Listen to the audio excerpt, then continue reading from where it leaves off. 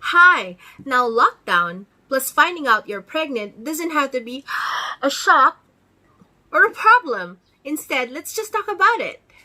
Let's get one thing straight first. A pregnancy is always a blessing, whether it's a planned pregnancy or it catches you off guard. However, it's pretty understandable at this time of lockdown that if you find out that you're pregnant, medyo nakakapanik. Bakit? Because technically, routine healthcare is not available. So the minute you find out you're pregnant, you can't schedule an appointment with your doctor and you can't see your doctor ASAP. So, problematic talaga yan. So in this video, I will be discussing the basic things you need to know and the basic things you need to do and you need to take hanggat may lockdown and you can't see your OBGYNs. But I would encourage you that the minute malift ang lockdown, that you now contact your OBGYNs and schedule an appointment with them. Okay, so let's start first with doing a pregnancy test. Now, if you are very regular, meaning you get your cycle every month, then missing a period will actually make you now think of doing a pregnancy test. So I would suggest that you delay doing the pregnancy test for about another 1 to 2 weeks from the time that you expected to have your menses, tas saka kayo mag-pregnancy test. And then there are two possible results of pregnancy test. The positive, which is 2 lines are equally dark, like this. And the weekly positive, wherein one line, the control line, is darker than the test line, like this. Okay, but both tests will now tell you that you are pregnant. It's just that, yung sa weekly positive, baka very, very early pa yung pregnancy. So, hindi pa ganun kataas yung level ng pregnancy hormones or the beta-HCG for it to actually be detected. So, if you have a weekly positive test, I would suggest that you repeat the pregnancy test after 1 to 2 weeks ulit. Lahat ng babae, when you're in the reproductive age, meaning you're menstruating, whether it's irregular or regular, if you miss your period, you have to do a pregnancy test to rule out pregnancy. Okay, so positive ng pregnancy test. What's the next step, Doc? Next step is to get your phone, text your OBGYNs, and tell them about the happy news. Then, next step, once you find out that you're pregnant, okay, after calling your OBGYN, is you start your prenatal vitamins now. Okay, so very important that you make sure that you're healthy. What you need to remember is that whatever you eat will build the immune system of your baby. Whatever the status of your immune system will actually affect the immune system of your baby. So if you don't want a sickly baby, ayaw mo nang sakitin, of course, we love our pediatricians and we want to be their best friends. However, we don't want to see them very frequently kasi sakitin si baby. So, very important that you build the immune system of your baby now. Ayusin mo na lahat. So, number 1, kumain ng masustansya, meaning well-balanced meal. You have to have your sources of protein, pork, beef, chicken, and fish. And then you can have your gulay, your vegetables, and then you have your fruits. And then once in a while, you can have your sweets. Just don't overindulge, okay? So, very important na healthy ang kinakain to make sure that healthy si baby. Next, milk is very, very important. If you can tolerate drinking milk na, go ahead and start your milk. Usually, ang recommendation sa mga pregnant mommies, 1 to 2 cups of milk daily. The baby is like a parasite. Lahat ng stores mo, kukunin niya. Okay? So, para hindi siya mawala ng mga nutrients. So, kung hindi ka nagsusupplement, hindi ka kumakain ng maayos, hindi ka umiinom ng gatas, lahat ng mga nutrients sa katawan mo, eventually, makukuha lahat ni baby. So, ikaw naman ang mauubusan. At pag naubusan, wala na rin makukuha si baby. So, it's very important that you replenish. Okay? So, milk, again, is very important because studies have shown that mommies who don't drink their milk during pregnancy make their babies more prone to high blood and diabetes in the future when they become adults. So, very, very important that you drink your milk. So, again, ulitin ko, paulit-ulit ako, well-balanced meal, and then milk. And then you can actually start your supplements. Okay, so you can actually start with your folic acid. Now you take it once a day. Tapos kung may prenatal vitamins na, kung ikaw ay not a first-time mom, then you can actually now try to recall the prenatal vitamins na binigay sa'yo dati ng OB mo, and you start that again.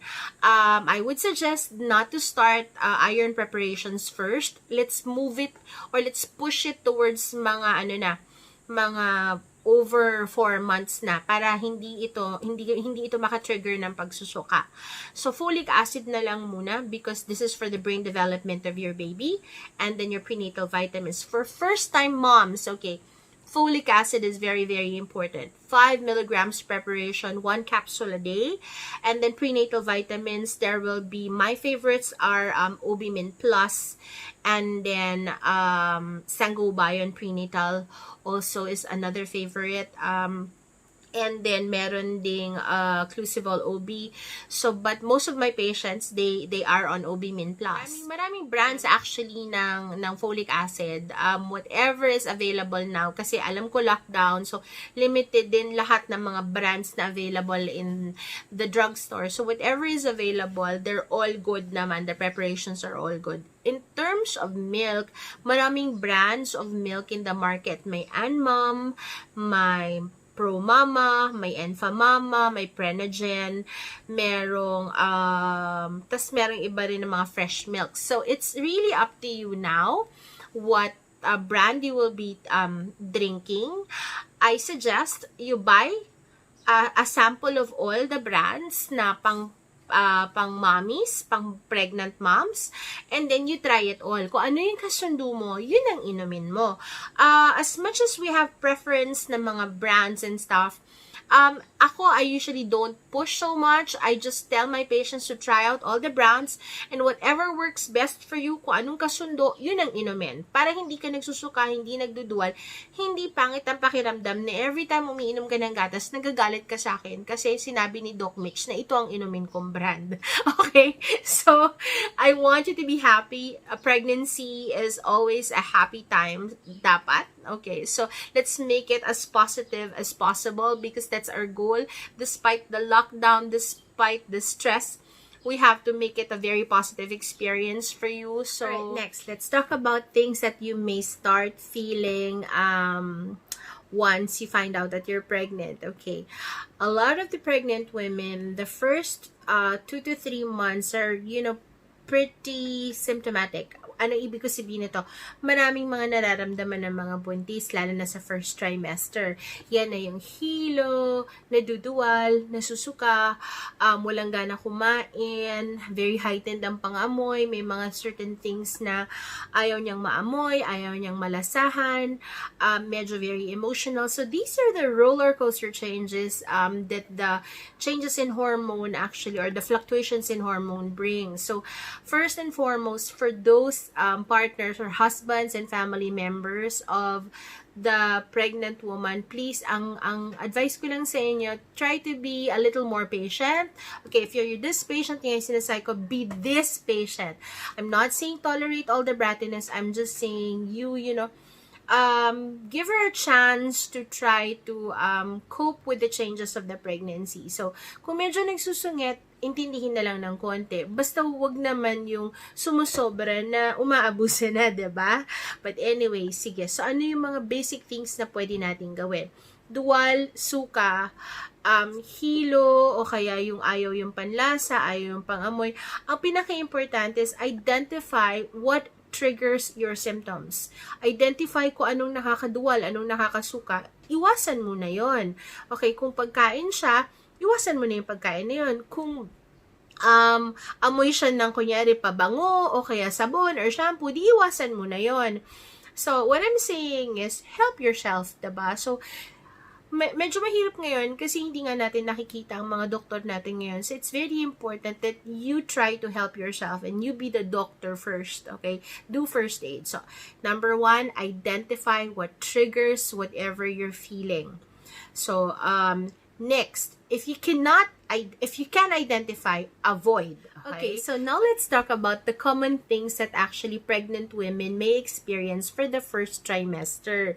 And which is actually causing you a lot of stress, I think. Kasi, ngayon nga, you can't see your doctor. So, kung whatever you're feeling, medyo nakakakaba talaga. So, I'm here to answer and give self-help tips on how to deal with actually the common symptoms that you may be experiencing. First and most common actually na kino-complain ng mga pregnant women is nausea and vomiting or duwal at pagsusuka. Okay? This is actually caused because there's an increase in acid production. So, may feeling mo hyperacidic ka or nagja-GERD ka, tas pangit din ang panlasa ng bibig. So, merong mga food na nagre-react ka, so naduduwal ng susuka. Alright, so what you can do is actually first, ice cold water is actually very helpful. Ice cold water, ice chips, ice candy, ice cream, basta isang small serving lang, okay? Do not use this as an excuse to overindulge and eat a lot of ice cream. So, anything cold actually controls the retching or yung duwal and the suka.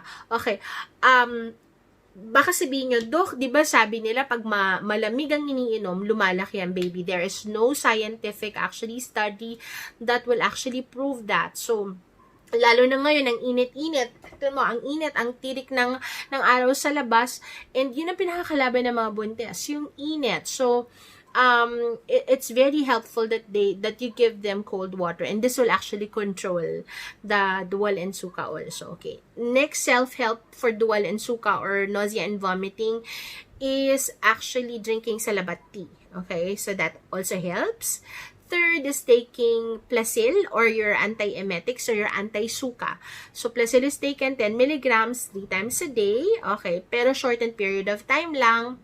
Let your doctor know about this. And then fourth is taking B-complex because the B1 or the thiamine in the B-complex actually helps control the retching and the suka. Okay, so the dual and the suka.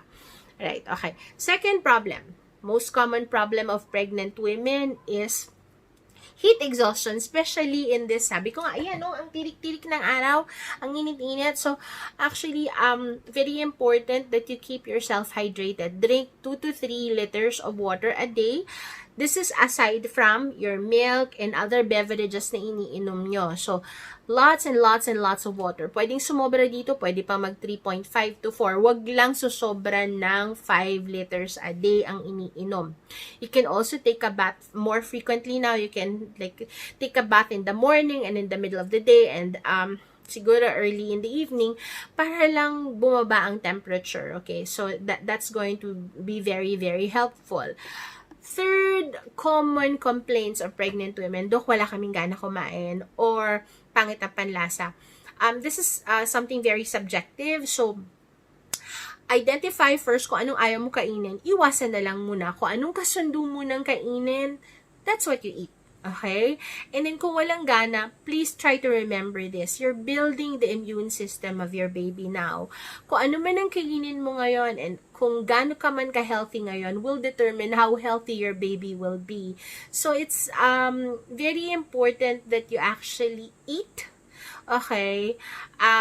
Or force yourself to eat. Kung hirap kumain ng mga big meals, then you can go small frequent feedings, meaning a light breakfast, tapos snack, tapos light lunch, tapos snack, tapos light dinner. Okay, so small frequent feedings para hindi naduduwal, hindi din nasusuka. Tapos, medyo mas madalas ka kumain kahit walang gana. And then, very important, kahit walang gana, pilit kumain, okay? Huwag pagbigyan na ayaw kumain, ha? Alright? Okay, so, the next possible problem will be hypogastric pain or pain sa puson, and then going to the back, and then possible spotting or bleeding, okay? Pag may pain sa puson, going to the back, pahinga ng 10 to 15 minutes. Yun muna yung ano natin. First aid, pahinga ng 10 to 15 minutes. If it goes away, baka napagod ka lang or ngalay lang or muscle pain lang. Pero if in 10 to 15 minutes, hindi nawala, okay, please call your doctor ASAP already because she might need to give you medications. Ako personally, what I ask my patients to do is I give them, I prescribe them a certain medicine that actually controls contractions or makes the uterus quiet. So, ibig sabihin, nawawala yung mga hilab. Laging meron lahat ng pasyente ko nito sa wallet nila. So, I ask them to drink this and then observe for another 30 minutes. Tapos, pag whether nawala ang pain or hindi, I ask them to call me up to update me. Okay? Alright. So, very important, if there's pain, talk to your doctor. Okay? Lalo na kung may bleeding. Any form of bleeding, whether it's brownish, pinkish, or fresh blood, contact your doctor ASAP. Okay, what are the possible triggers of pain and then bleeding? Could be napagod ka, okay, natagtag, medyo natagalan yung pagluto, naglinis ka, okay, nag-ayos-ayos sa bahay. Next, pwede rin na na-stress ka, emotionally, medyo stressful kasi yung time na to, di ba? Ngayon, patapos na naman supposedly ang ECQ sa May 15, however, hindi natin alam kung itutuloy ba tayo or mag-GCQ na tayo. So, it's actually a form of stress or a source of stress whether you're pregnant or not. Okay, so, third, pwedeng because of sexual contact. So, kung you have pain and bleeding, try to identify yung pinaka-recent activity na ginawa mo so that we can identify now. If you ever tatawagan mo yung doctor mo or you'll call your doctor, yun ang una niya kasing tatanungin sa'yo. Anong ginawa? Ano nangyari bago nangyari yung pagdudugo at pain? Okay, so para ma-identify, para malaman kung ano yung gagawin at anong gamot ang kailangan ibigay. Okay? So, but if there's pain and bleeding, very important, call your doctor. Okay? Okay, so there. So, let's summarize. Very important. Once you find out that you're pregnant, there's no need to panic. First of all, congratulations. Okay? So, a pregnancy is always a blessing. And then whether it be a surprise or not, let's be thankful for that. So, okay, so once you find out you're pregnant, you start eating healthier, you drink your medications, okay, and you drink your milk, okay? And then next, if you have anything that you're feeling that you're not comfortable with, always now inform your doctor about it. As I've said, common things na nararamdaman ng mga pregnant women. The first problem is nausea and vomiting, for which, sabi ko nga, you can take actually your antiemetics or yung Placil, yung anti-suka, or you can drink your salabat tea, you can drink your B vitamins, and identify which actually triggers what you're feeling and avoid it first. Next problem is, second problem is gas pain. Okay, gas pain is very common for pregnant women. You can just actually apply efficacent oil or acetidemansanilla and then drink. Kung talagang sobra ang gas pain, you can actually shift to drinking warm water first for mga 1 to 2 hours just to keep the bowel rested or make the bowel rest. Tapos you can shift back to the cold water again. Okay, third problem is ano nga ba yung third problem? Problem is heat exhaustion because of the really bad weather now. Okay, so yun yung ang manifestation. Headache, pagod na pagod, minsan alam mo, feeling mo feverish ka. So very important that you drink a lot of water, you keep yourself hydrated. I-add ko pala po, kung kunyari may fever, cough and colds, please inform your doctor ASAP, okay? Mas maganda na medyo OA tayo because, you know, this is COVID times. We don't know. Kung hindi ka naman lumalabas, then the danger of you acquiring the infection will not be very high. But in case na, say, for example, may isang time na pumunta kang grocery, tapos na, syempre, may konti exposure. Now, if you start feeling like headaches, and then cough and colds, and then fever, and then body malaise, meaning masasakit ang mga kasukasuan, inform your doctor ASAP. And finally, common problem of hypogastric pain and bleeding. Number 1 rule, talk to your OB. Call your OB and inform her about what's happening to you. And if need be, we can actually schedule to see you and to have you undergo an ultrasound para ma-check natin what's going on. So, again, hopefully, this was a very helpful video. And then, if you have any questions, you can actually message me here. in the comments area, in the comment section, or you can actually message me in my Facebook page, Pillow Talk with Doc Mitch Dado. And then, again, hopefully this was helpful. Ulitin ko, let's keep the pregnancy despite, or your pregnancy despite the abnormal times, a happy occasion. So a happy mommy means a happy baby, and pag happy si mommy at happy si baby, happy din ang OB. So again, thanks for watching. God bless you all. Stay safe. Okay, bye-bye. I'll talk to you again soon. Bye-bye.